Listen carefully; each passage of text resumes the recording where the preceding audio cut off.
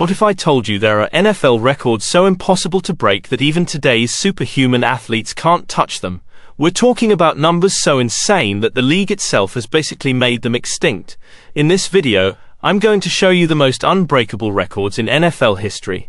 And by the end, you'll understand why some of these will literally never be broken again. Look, we live in an era where quarterbacks throw for 5,000 yards like it's nothing, where receivers run 4.2 40s, and where every player is basically a genetically engineered football machine. Yet somehow there are records from decades ago that these modern gladiators can't even sniff.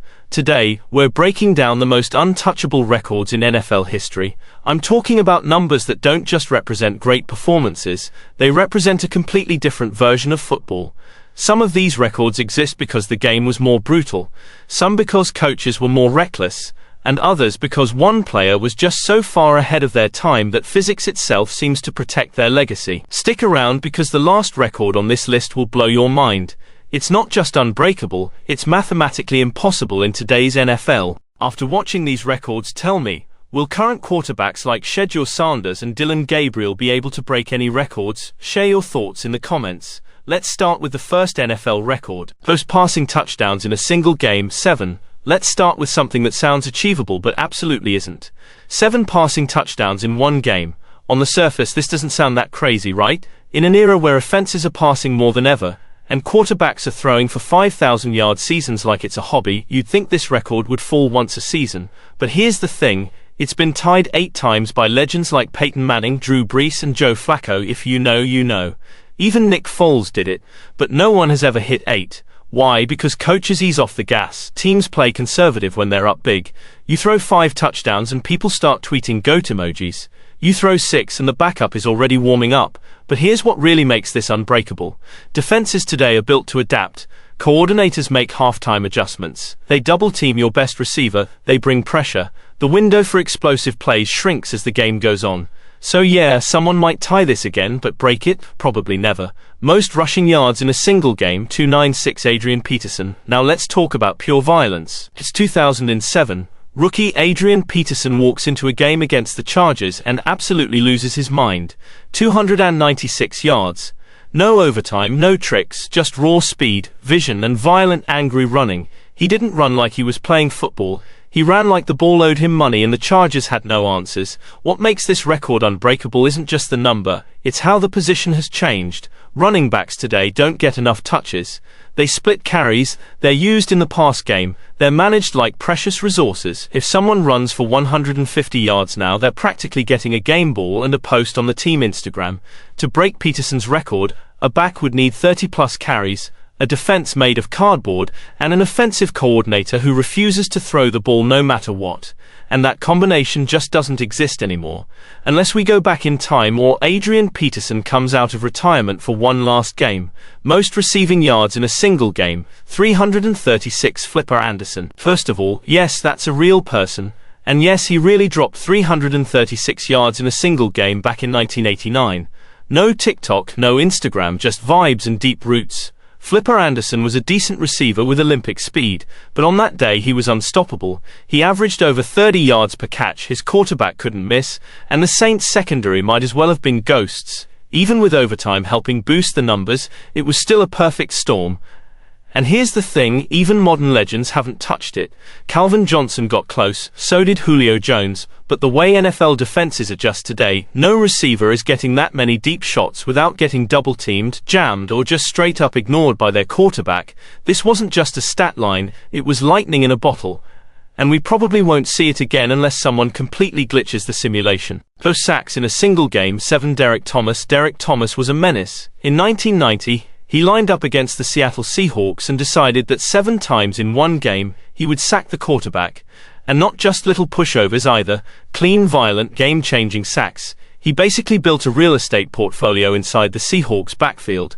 7 sacks in one game, that's not just dominance, that's disrespect. You'd have to be in another dimension of pass rushing to replicate that today. The modern game doesn't even allow for it. Quarterbacks get the ball out faster. Offensive linemen train like MMA fighters, holding calls are rare, and the window to make contact is smaller. And if you breathe on the QB wrong, it's 15 yards and a personal apology. Most interceptions thrown in a game. 8. Jim Hardy. This record exists because the NFL used to be lawless. Back in 1950, Jim Hardy threw 8 interceptions in a single game, and he played the whole thing. That's not a bad day, that's a full collapse.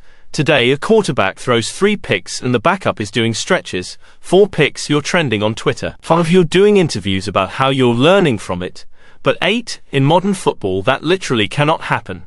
Not because QBs are better, but because coaches, fans, and even teammates won't let it. This record isn't unbreakable because it's hard to do.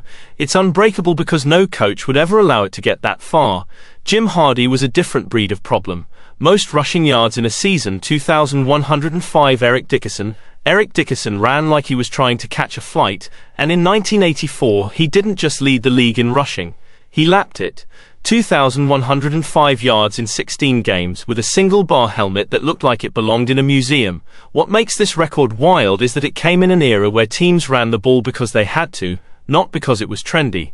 Dickerson was the offense. 30 carries a game, no load management, no 3-back committees. In today's NFL, no running back is getting enough touches to flirt with this number. They'll be split with a receiving back, or rested in blowouts, or rotated out to preserve their knees for the playoffs or their next team. Derrick Henry came close, but even King Henry ran out of gas. Unless the NFL turns into a Navy offense overnight, Dickerson's record is staying right where it is, on the shelf, untouched, and still wearing goggles. Most receiving yards in a season, 1,964. Calvin Johnson. Calvin Johnson wasn't just a receiver, he was a glitch in real life. In 2012, Megatron posted 1,964 yards in a single season. And no, this wasn't in 17 games, it was in 16, with Matthew Stafford force-feeding him the ball like it was Thanksgiving dinner. He was double-teamed, triple-teamed, bracketed, and it didn't matter. He still came down with jump balls like he was playing with magnets. Justin Jefferson, Cooper Kupp, and Tyreek Hill have all made solid runs at this, but no one's broken it. Why? Because defenses adjust, game plans shift. Teams start calling 3-yard screens in the fourth quarter instead of taking deep shots to pad stats. Calvin had the rare combo of volume, talent, and a team bad enough to keep throwing every down. If this record ever breaks, it'll take another once-in-a-generation receiver on a team willing to abuse the stat sheet. Until then, it's Megatron's world. Most receiving touchdowns in a season, 23. Randy Moss. Let's set the scene. It's 2007. Tom Brady is on a mission. Randy Moss is back from Oakland football exile and mad at the world, and the Patriots are angry, surgical, and out for blood. The result, 23 touchdowns in one season by one receiver. That's not a stat, that's a nightmare for defensive coordinators. Since then, not a single player has come within 3 touchdowns of this record, not even close. And here's the real reason it'll probably never be broken. Today's offenses are balanced. WR1s get attention, but WR2s and tight ends eat too. Teams spread the ball. Coaches don't need to force one guy the ball in the red zone anymore. In 2007, Randy Moss was in the red zone. To break this, someone would need 1. A Hall of Fame QB, 2. An MVP season, and 3. A team that doesn't care about being nice. That's rare air, and Randy's still floating above it. 2 sacks in a season, 22.5. Michael Strawn. Tied by TJ Watt. Michael Strawn did it first. TJ Watt tied it, but neither hit 23. And that's what makes this record brutal. Because sacks are hard. You need opportunity, skill, consistency, and just enough luck to avoid getting held on every play. Strawn's record is legendary and controversial. People swear Brett Favre took a dive to give him the final sack. Watt did it legit, but in a 17-game season, so the debate rages on. But either way, the number still stands, 22.5, and that's with guys like Aaron Donald, Von Miller, and Myles Garrett, all elite rushers who've never cracked it. Quarterbacks get the ball out faster now, schemes are built to neutralize pressure. Even when you beat your man, you've got half a second to actually get to the QB before he throws it into the dirt.